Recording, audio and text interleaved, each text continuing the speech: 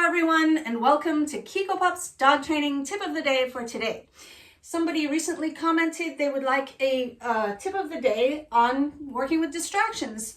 I suggest beginning in a room of no distraction where your dog is finding your reinforcement the most reinforcing thing to do. Teach the concept of working around distractions and then start to add on that in baby steps. If you try and go out somewhere and work on distractions, you might have the same problem that you would have if you were working with a dog with reactivity, and something could go well and then something could go badly. So it's really unpredictable. So it's better to build the strength of the behaviors of your dog listening to you and finding the behaviors you want them to do, reinforcing when there's nothing around. So what's happening is conditioning. The dog is really enjoying the reinforcement, so it's going to make the behavior more likely to happen. Where if they're out and about and everything's really distracting, like you're at a cafe and there's crumbs everywhere and you're asking them to lie down but they want to eat the crumbs or something like that, you can imagine that the dog is not going to be thinking that laying down with you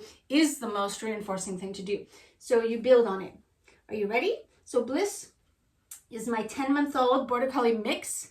I got him from a family that lived out on a ranch, and he's a mix of, according to Embark, he's a mix of Border Collie, 30% cattle dog, and then they say he's got some German Shepherd and Rottweiler perhaps in his mix, but you never know.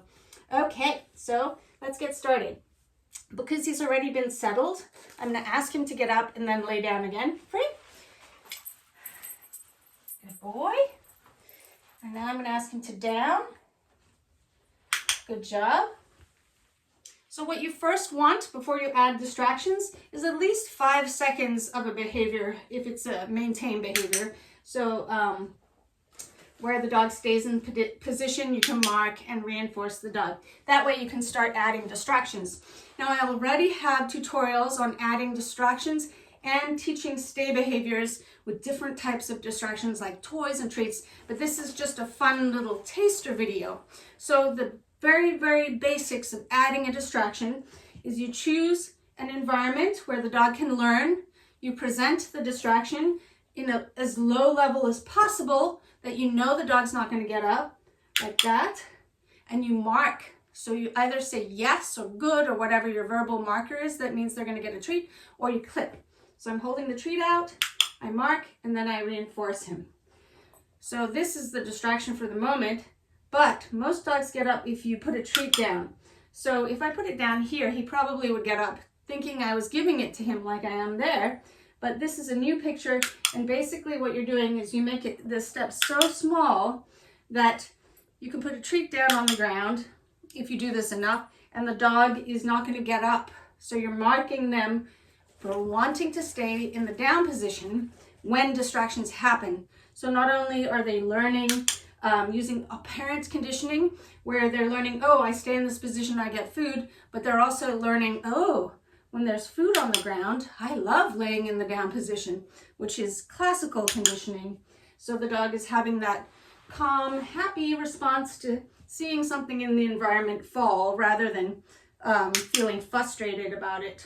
So if he was under a table and a piece of food fell in front of him like that, he's going to stay there and know that it's more reinforcing to stay where he is. Good job. It's basically brainwashing, isn't it? You want to nod? You gonna nod? Good. Okay, so now I'm gonna free him. Free! And then I could even say get it with this type of game. And then the next step, because first you're clicking as the distraction happens, and you can increase how difficult the distraction is as you're clicking as the distraction happens, but you can also make the same distraction happen and then add duration and delay when you mark. So at first I was doing this, and it might have been too much for him at first, but you can see it's really easy. And then I was doing this so I can delay the clicking, and now I can delay the dropping the treat. my unconscious knew that I should click as I dropped it with him because he's never learned this yet. But let's just pretend that we worked on it a little bit, and I'm just going to drop the treats now because I'm adding the duration of the distraction. And did you see he shifted a little? I think he was thinking about getting up. I clicked him, or I reinforced him by feeding him, for staying. So he might have been thinking a little bit, but I'm going to say, yes, you still are in the down position, so you're getting it. And then I'm going to make it easier. So I'm going to click every time I drop the treat at first, which is what he's like, what if I crawl all the way there and play stretchy games? Ready? So I'm just going to lure him back with the treat, ask him to down, and then make it easier. Good. Good. Another thing you can do is add criteria as to what you want that behavior to look like. So at first, as the distraction happens, he's looking at it.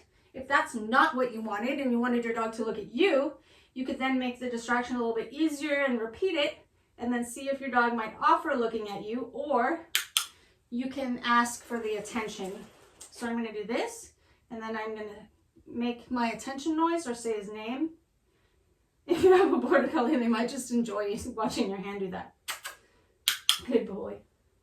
When you first start working on a distraction, it's a good idea to be extremely repetitive and repeat the same movement exactly the same, and then build on it so that the dog is also habituating to it and finding it extremely boring.